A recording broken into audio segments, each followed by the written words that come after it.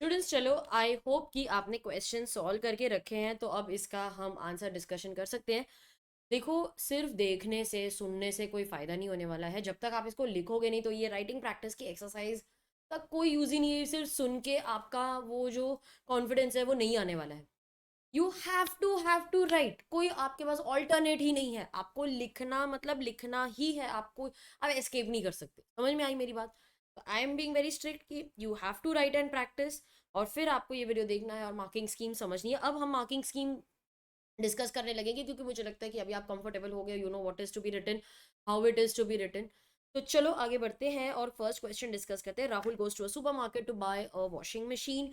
He selects a branded washing machine having a price tag of 15,000, लेकिन उसको discount था off 3,000 rupees. He reaches the cash counter for making the payment, लेकिन cashier बोलते sorry sir, the discount was up to yesterday, there's no discount from today, have you will have to pay 18,000। he got angry और बोलते नहीं, मैं तो 15,000 में ही लूंगा। State whether he can force the cashier to sell it at a discounted price of 15,000। क्या वो उसको फोर्स कर सकता है? यहाँ पर आपको क्या लिखना है कि जो डिस्प्ले पे पड़ा हुआ है, दैट इज, बोलो बोलो, जो डिस्प्ले पे है that is simply invitation to offer. Yes, जो डिस्प्ले पे है that is simply an invitation to offer. Rahul जब कैशियर के पास चला जाता है और उसको बोलता है मेरे को ये खरीदना है, दैट इज ऑफर। और यहाँ पर जो कैशियर है उसके पॉइंट पे एक्सेप्टेंस होगा और तब जाकर कॉन्ट्रैक्ट बने। तो ये पॉइंट पे जो कैशियर वाला पॉइंट है वो उसको एक्सेप्ट कर सकता है या फिर रिजेक्ट भी कर सकता है। जैसे ये वाले केस में उसने रिजेक्ट कर दिया, बोला नहीं, तुमको तो वो 18,000 पे ही मिलेगा, 15,000 पे नहीं मिलेगा आपको। तो ये केस पे उसने रिजेक्ट कर दिया। सो कॉन्ट्रैक्ट तो बना ही नहीं, आप उसको फोर्स ही नहीं कर सकते। तो आपको लिखना है everything about invitation to offer. क्या लिखोगे पहले? Display of goods is simply an invitation to offer. The customer gives the offer, which can be either accepted or rejected by the cashier. If the cashier accepts it, it will become a contract, and if the cashier rejects it, it will not become a contract। मैंने own words में लिखा, लेकिन मैंने सारे provisions cover किए है कि नहीं? तो invitation display is simply an invitation to offer. Customer offer देगा, फिर वो सामने वाली पार्टी एक्सेप्ट करे या रिजेक्ट करे। अगर रिजेक्ट कर देती तो कॉन्ट्रैक्ट नहीं बनेगा। क्या हम उसको फोर्स कर सकते हैं कि नहीं तू तो 15,000 में ही दे? तो उसकी मर्जी है ना कि उसको आपका ऑफर एक्सेप्ट करना है या रिजेक्ट करना है। अगर वो रिजेक्ट कर देता है तो आप कुछ नहीं कर सकते फिर इसमें। या तो वो ये केस में उसने रिजेक्ट कर दिया। अच्छा, आप इसको दूसरी तरह से भी आंसर कर सकते हो कि ऑफर लैप्स हो गया ना, ऑफर येस्टरडे तक ही था तो offer lapse now, it can not be accepted.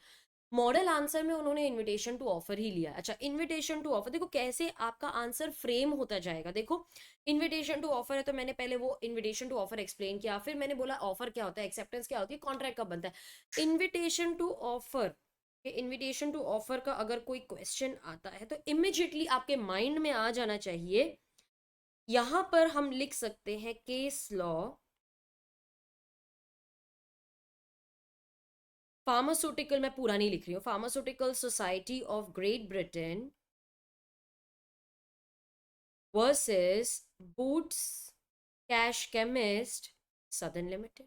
ये बाय हार्ट ही कर लो। इनविटेशन टू ऑफर में ये लिखना ही है आपको। अच्छा, आप हार्वी वर्सेस फेसी का भी लिख सकते हो, कि हार्वी वर्सेस फेसी भी लिख सकते हो आप यहाँ पर। जब आप ये सब एक्सप्लेन कर चुके हो कि इनविटेशन टू ऑफर क्या होता है, ऑफर क्या होता है, कॉन्ट्रैक्ट कब बनता है, केस लॉ का नाम आपने लिख लिया, then you can write the facts of the case. अच्छा, अब मैं अगर एग्जामिनर हूँ और ये मान लो कि एक 4 मार्क का क्वेश्चन है, मैं तो सबसे ज़्यादा वेटेज दूंगी टू प्रोविजंस, जहाँ पर आपने इनविटेशन टू ऑफर एक्सप्लेन किया है, जहाँ पर आपने ये लिखा है कि कस्टमर सिर्फ ऑफर देता है, कॉन्ट्रैक्ट कब बनता है, केस लॉ का नाम आपने लिख दिया। तो मैं तो सबसे ज़्यादा मार्क्स इसको दूंगी, तो मैं तो 2 मार्क्स इसी को रिजर्व करूंगी। ओके, आपको चाहिए तो आप इनविटेशन टू ऑफर के बारे में और भी लिख सकते हो। That invitation to offer is just a circulation of offer. ठीक है, invitation is just a circulation of offer. It comes before a definite offer. आप ये भी लिख सकते हो that it is inviting offers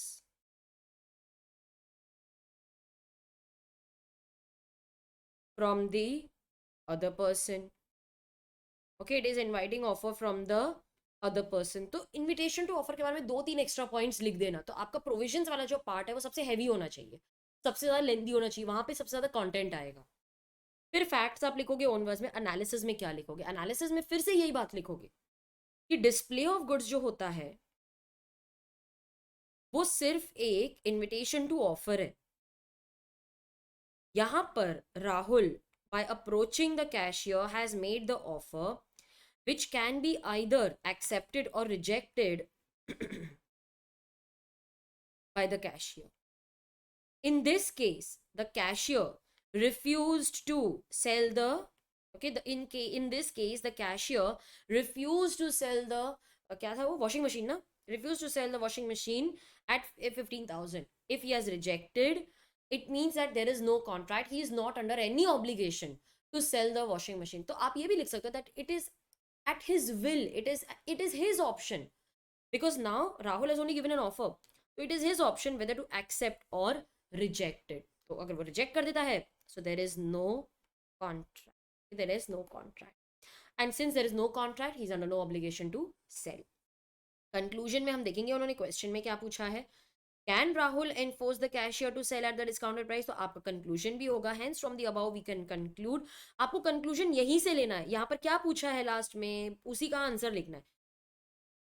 Rahul cannot enforce the cashier. Thus, from the above, we can conclude that Rahul cannot enforce the cashier to sell the washing machine for 15,000, because what he has given is just an invitation. What he has given is just an offer which has been rejected by the cashier. तो आपको लिखना तो वो भी लिख सकते हो, otherwise इतना लिखोगे कि he cannot enforce, वो भी चलेगा. ये 2 मार्क्स के लिए था, ठीक है, 2 मार्क्स के लिए था.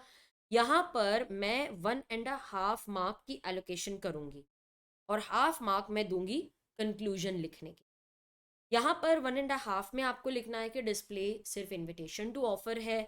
राहुल ने ऑफर दिया जो कैशियर के हाथ में है, वेदर ही कैन एक्सेप्ट और रिजेक्ट. अगर वो रिजेक्ट कर देता है तो कॉन्ट्रैक्ट नहीं बनेगा, राहुल उसको कंपेल नहीं कर सकता. तो ये सारी बातें आपको लिखनी है. हाफ मार्क कंक्लूजन का, जहां पर आप आंसर लिखो.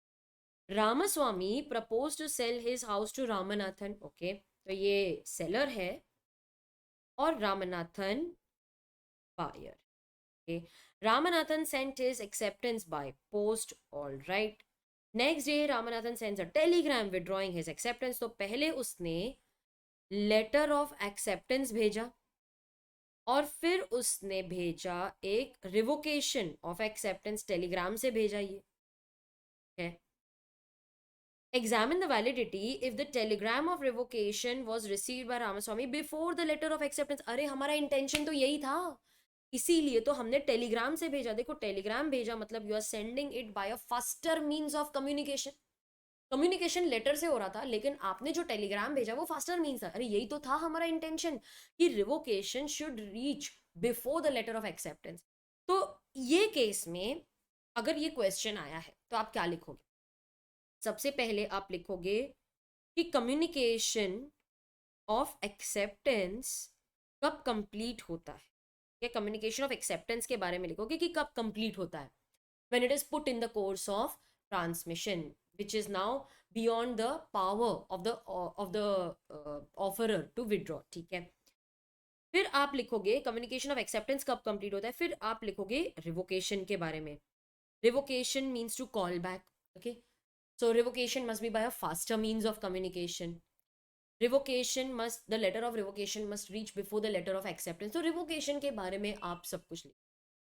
तो कम्युनिकेशन ऑफ एक्सेप्टेंस कब कंप्लीट होता है, रिवोकेशन आप कैसे कर सकते हो. ठीक है. आपको ये भी लिखना है, ये भी लिखना है that what if both reach at the same time. तो उसकी थ्योरी तो लिखनी पड़ेगी ना.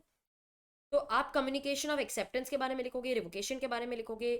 आप लिखोगे कि अगर letter and revocation they reach at the same time. अगर लेटर ऑफ एक्सेप्टेंस और रिवोकेशन अगर वो सेम टाइम पे पहुंचते हैं, then whichever is open first. तो ठीक है, whichever is open first will determine whether a contract is formed और नॉट. मैं बहुत एग्जैक्ट नहीं लिख रही हूँ, आप मॉडल आंसर में देख लेना. लेकिन ये मोरलेस लिखना, अगर आपको ओन वर्ड्स में लिखना है। मैं आपको मॉडल आंसर से भी थोड़ा हटके ही बताऊंगी, क्योंकि मुझे पता है आपका आंसर एग्जैक्ट मैच तो होने वाला नहीं है। फिर आपके मन में डाउट आएगा, मैम मैंने तो ये लिखा है, मैंने तो वो लिखा है, ये लिखा है ना, तो ठीक है चलेगा। तो ये केस में कम्युनिकेशन ऑफ एक्सेप्टेंस के बारे में आपको लिखना है, रिवोकेशन के बारे में लिखना है, क्योंकि यहाँ पर ये मेंशन किया है, उसकी थ्योरी भी मुझे यहाँ पर लिखनी है। अब मैं तैयार हूँ आंसर आगे बढ़ाने के लिए। अगर ये 4 मार्क का क्वेश्चन है, मैं तो हमेशा इसको 2 मार्क की ही वेटेज दूंगी, कि मेरे लिए प्रोविजन सबसे ज़्यादा इंपॉर्टेंट है। फैक्ट्स हम ओन वर्ड्स में लिखेंगे, फिर यहाँ पर लिखेंगे एनालिसिस में। अच्छा, एनालिसिस एंड कंक्लूजन में आप ए और बी दिया हुआ है ना वहाँ, ए और बी, हाँ। तो आप ए और बी को लिख सकते हो। ए में, if the letter reaches before, okay, if the revocation has reached before the letter of acceptance, अगर रिवोकेशन पहले पहुंच गया है लेटर ऑफ एक्सेप्टेंस के, then the revocation is valid. Then the revocation is valid, intention तो वही था ना अपना। रिवोकेशन अगर रीच कर दिया है, उसने रीड कर दिया, if it has come to his knowledge, ये वर्ड भी आप लिख सकते हो, if it has come to his knowledge before the letter of acceptance, तो फिर वो वैलिड रहेगा। एंड अगर if both reach at the same time, both reach at the same time, so whether a contract is made or not, okay, whether a contract is made or not depends on whichever letter is opened first. फिर आपको लिखना है ये, if the letter of acceptance is opened first, then a contract is made. But a practical person, okay, practically speaking, any logical rational person will open the telegram first.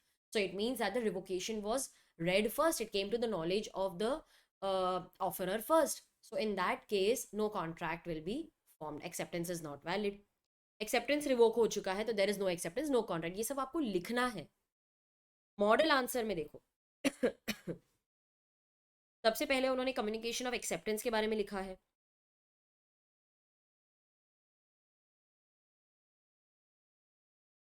सबसे पहले उन्होंने communication of acceptance के बारे में लिखा है। फिर उन्होंने लिखा है कि रिवोकेशन कब कंप्लीट होता है। देन दे हैव मेंशन कि यस रिवोकेशन इज वैलिड, अगर उसने पहले ओपन कर लिया टेलीग्राम, जो नॉर्मली रैशनल पर्सन करेगा, तो फिर रिवोकेशन हो गया। लेकिन अगर वो लेटर पहले ओपन कर देता है तो कॉन्ट्रैक्ट बन जाता है। तो ये ऑल्टरनेट आपको लिखना है, ठीक है। ये सब लिखने के लिए 2 मार्क्स। मैम आप तो फैक्ट्स ऑफ द केस को मार्क्स ही नहीं देते हो। नहीं देंगे ना मार्क्स, वो तो आपने क्वेश्चन को ओन वर्ड्स में लिखा है, उसके काहे के मार्क्स मिलेंगे आप। फिर से पेपर प्रेजेंटेशन है ना, उसे प्रेजेंटेशन का एक तरीका है, उसके मार्क्स क्यों दूं मैं तो इसको 2 मार्क्स दूंगी, इसको 2 मार्क्स। कभी भी अपने आप को फुल मार्क्स मत देना, पूरा का पूरा करेक्ट है फिर भी 1 मार्क काट लेना, ऐसे ही स्टैंडर्ड डिडक्शन करके, ठीक है। अच्छा, acceptance must be absolute and unqualified, ये तो थ्योरी है, ये तो थ्योरी है। acceptance must be absolute and unqualified, इसमें लिखना है that acceptance must be a mirror image of offer. So offer must be accepted as it is without any modification, qualification, variation. If there is a variation, then that is a counter offer. Counter offer does not amount to acceptance, it's a new offer altogether. कितने points आगे देखो discuss करते करते कि acceptance जो है वो mirror image होना चाहिए ऑफर का। Offer must be accepted as it is without any modification, variation, alteration, changes. If there is any modification, alteration, then it's a counter offer. Counter offer does not amount to acceptance. In fact, it's a new offer altogether. समझ में आई बात? ठीक है, तो ये लिखना है आपको। अच्छा, acceptance must be in the mode prescribe. अरे ये तो मैंने आपको चार्ट बना के पूरा खिलाया नहीं था, बताया था। ओके, गुड जोक था, ऐसे बैड जोक मत बोलो। It must be in the mode prescribe, so if the mode is prescribed then it must be in that mode only. लेकिन अगर मोड प्रिस्क्राइब ही नहीं किया है then it must be in some reasonable mode. अच्छा, if the mode is prescribed, okay, अभी जैसे X ने वाई को बोला that I will sell my motor bike to you, ठीक है, I will sell my motor bike to you and you reply by courier only. So if he sends regular post, तो उसके पास options है, X can either reject it or he can accept it, but once he accept later on he can not reject it, and he can also reject the other mode, ठीक है। या तो वो courier भेजता है, sorry वो courier ही भेजता है, तो देन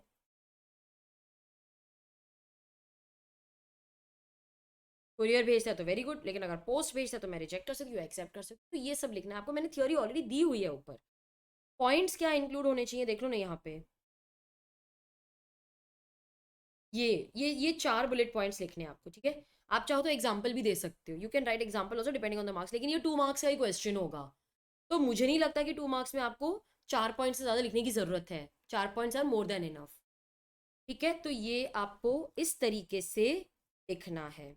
ऑलराइट गाइस, चलो, तो ये थे हमारे तीनों क्वेश्चंस और उनका डिस्कशन, और मैंने आपको मार्किंग स्कीम भी बता दी कि प्रोविजंस के लिए हमेशा हम 2 मार्क्स रखेंगे और कंक्लूजन के लिए 2 मार्क्स। ये भी अगर आएगा ना तो 2 2 मार्क्स का ही क्वेश्चन आएगा। आपने अगर सारे पॉइंट्स इंक्लूड किए तो भी आप अपने आप को 1.5 मार्क ही दोगे, उससे ज़्यादा नहीं दोगे। अगर कुछ भी मिस्टेक हो जाती है तो पूरा 1 मार्क काट लो, अपने आप के साथ बहुत स्ट्रिक्ट रहो। ओके, तो ऐसे करके आपको तीनों क्वेश्चंस आंसर करने हैं। यहाँ पर देखो मॉडल आंसर है, यहाँ पर एक्सप्लेनेशन है और एग्जाम्पल भी दिया हुआ है, लेकिन मैं आपको बोलती हूँ अगर आपके पास टाइम कम है तो एग्जाम्पल लिखने की जरूरत नहीं है, वरना एग्जाम्पल लिखोगे तो अच्छा ही आपका आधे पेज का आंसर हो जाएगा। यहाँ पर भी इन्होंने लिखा है और उसके बाद एग्जाम्पल दिया है, this is just to create length. अगर 4 मार्क्स का आ जाता है या फिर 6 मार्क्स का ये क्वेश्चन आता है, 3 3 मार्क्स, तो आप एग्जाम्पल जरूर लिखना। अगर आपको लगता है कि आपकी थ्योरी में आप इतना अच्छे से नहीं लिख पा रहे, यू फील कि मैं थ्योरी में इतना अपना आउटपुट नहीं दे पा रहा हूँ, तो देन इन दैट केस आपको फिर एग्जाम्पल के साथ उसको सपोर्ट करना पड़ेगा। ठीक, तो एग्जाम्पल हमेशा ही अच्छा रहता है, फायदे में रहता है, लेकिन कई बार मुझे स्टूडेंट्स कंप्लेन करते हैं कि मैम टाइम नहीं मिलता है हमको फिर इतना, इसलिए मैं ज़्यादा इंसिस्ट नहीं करती। लेकिन अगर आपकी स्पीड अच्छी है, आपकी इंग्लिश अच्छी है, आपकी फ्रेमिंग फास्ट है, तो डेफिनेटली आपको लिखना ही चाहिए। अगर 2 मार्क्स का रहेगा तो भी लिखना चाहिए एग्जाम्पल। तो स्टूडेंट्स, इसी के साथ हमारा ये सेशन भी कंप्लीट हुआ, और मेरे अगले सेशन में मैं आपके साथ डिस्कस करूंगी consideration. So I see you that, तब तक स्टडी करते रहो, राइटिंग प्रैक्टिस करो प्लीज, वो इग्नोर मत करना। सिर्फ थ्योरी थ्योरी देखने से कोई फायदा होने वाला नहीं है, जब तक लिखोगे नहीं तब तक आप आगे नहीं बढ़ पाओगे। तो लिखते रहो और आगे बढ़ते रहो।